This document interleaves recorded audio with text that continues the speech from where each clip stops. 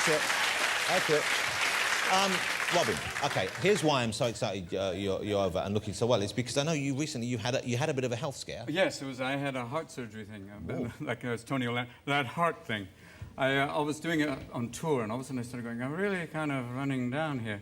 And I went in for a stress test on the treadmill. I was on for 1 minute, and they went, OK, great, that was really good.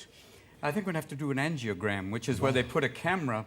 They go to your heart, but they start by going through your groin. Oh, yeah, and who knew that the way to a man's heart was through his groin? A lot of women are going, I've known for years, though. But it's this weird thing. As soon as they did that, they said, you have a blown valve, which is, it sounds like a Chevrolet. Like. And did they replace the valve? They did that. I had choices. You can go with a pig valve, which is great, because then you can find truffles. A mechanical valve, which would be great, like an Apple iHeart. That'd be lovely. And I went with a bovine valve, which is a cow valve, which is wonderful, because now I can crap standing up. But it's just very... Once you have the surgery, it is that weird... I can't eat meat now, because if I eat meat, it's like, even my heart goes, you're one of us. Don't. Why? But it is that weird thing. I mean, you do appreciate little things like breathing. Yeah. You know? It's pretty scary. I've never seen Robin Williams do a live stand-up gig, and I dearly hope I get the chance to. I remember seeing the one you did. I had it on, it was on VHS back then, the one you did at Carnegie Hall. Oh, that was crazy. No, it was at the Metropolitan Opera. The Metropolitan Opera House. One of the greatest stand-up gigs I think I've ever seen. It was fun. We had a great time, and it was so weird because it was the Metropolitan Opera, because the night before, Pavarotti had played, and then the next night I'm there doing a lot of kind of blue humor, and these old Irish, they were like Irish, they were like the ticket takers, the matrons who took the tickets. Oh, no, that's the, not concierge, what are they called? The ushers. The ushers. The ushers, thank you, I blanked. Senior moment. And these old Irish ladies go, oh, dear God, they're doing pornography on the stage. Pavarotti would never talk about his penis for an hour. My dick is so hard. Lord, my balls are dangling low. Play with them, dangle them now, you will know. No. That's an opera I would pay to see. Yes. Right there. But do you miss doing stand-up? Do you do it occasionally? Do you little verse? I just did, like, well, before the surgery, I did 30 or 40 cities. Took a couple of months off and did another 40 cities. So a proper tour, Yeah, a proper 80-city tour. Good, but you haven't done one over here for a long while, have you? No, I was here. Actually, for part of that tour, I played here in London, which was kind of wonderful. When did you play there? Why didn't I not get a ticket for that? Who didn't tell me about this? I didn't know, sir. I'm sorry. I wish I would have known. I did only like 4 or 5, I think it was like about 5 nights. And then I did, there was a Prince's Trust benefit, and I did that with a bunch of comics, which is always great. Because you're a fan of a lot of the young comics. Oh, my God, it's best. Are you, I know, is it true you're a fan of the Mighty Boosh? Oh, the Mighty Boosh. Years ago, knew Peter Cook and Dudley Moore. In the old days when I was drinking, it was 3 o'clock in the morning, and all of a sudden my hotel room, it was Peter Cook at the door going, hello, Robin. Time for a little fun. It was just like, we're going out now, I hope you don't mind. It was 3 o'clock in the morning, and I went, sure, let's do it. Do you miss those days? Because you were about as wild as a man could be, weren't you? Oh, that was crazy. You know, on my recent drinking relapse, I woke up one morning in bed, and I was fully clothed, and I had a child's mitten next to me, and I went, oh, this is not good. And it turned out I was a waitress with small hands, gave me a glove. But you don't want to knock on the door like, that's the man! Or you get a phone call from Michael Jackson. Was I there at your house?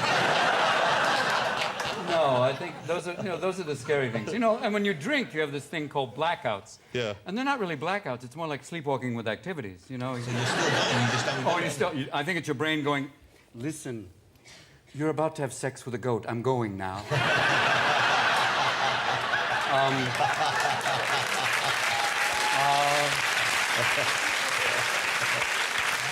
I don't know how it'll be, maybe bad, I'm not sure. But good luck, I'm going on vacation. I'm gonna leave the penis on, whatever happens, it's your call. I'm gonna try and have you shit your pants to slow you down. But good luck. I'm glad you got your hands up because I've seen you up close before. And you're I'm scary hairy. You're the hairiest man I've ever been up close to. I'm really hairy. You're like you're like a heart gorilla almost. I am so much a gorilla. I was once hit on by a gorilla. I met Koko the gorilla, the one who signs. Oh, and Koko. It was so wonderful. She's very sweet, and she basically signed to her trainer, going, "I'd like to take him in the back."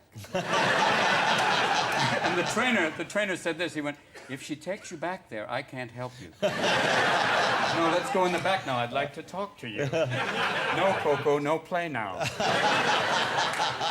But it was so weird to actually have a gorilla find you appealing. Have you ever moved it? Do you wax ever? Yes, I've done it for several movies. And I once had I had a waxing for a movie, and they had two girls waxing me. And at one point they went, do you mind if we take a break? You could basically make crop circles on my ass. Okay, wildly now, you mentioned crop circles. You successfully moved, I would say successfully, into some of the roles you played, some really odd, some dark characters. Very, yeah. 1 Hour Photo was a tremendous movie. That was, for me, a great role to do because it creeped people out so much. Yeah. I was in San Francisco when this hardcore homeboy walked up and I thought, oh man, he's going to mug me. And he went, man, 1 Hour Photo creeped me out, man. Yeah. Oh, and I just went, oh, dude, but I guess because people found it so disturbing before, like, even the internet, that people would have access to, you know, your life or living vicariously through your photos, but now it's kind of a standard. You mentioned internet there. Are you an internet user? No. Are you a frequent internet user? Oh, a little porn now and then. That's the rarest thing we've had on the show, an honest man, ladies and gentlemen. A little porn. It's like saying somewhat pregnant, slightly circumcised. Do you find at all... A little porn, it's just with little people. Come on, you know you want it. Let's do this. Come on, yeah. Smack your balls, smack your balls. Yeah, we're going to make you do it now. Let's do it. That's, Munchkin sex. I'm sure that is available if you Oh, want it. it's available and lots of it. Robin's back on screen, ladies and gentlemen. There's a new movie out, and you do tend to go for the weirder movies these days. What is it about that? They must have come to you and said, do Mrs. Doubtfire too, do another one of these. They tried. I mean, they can't do it because they keep trying to write it.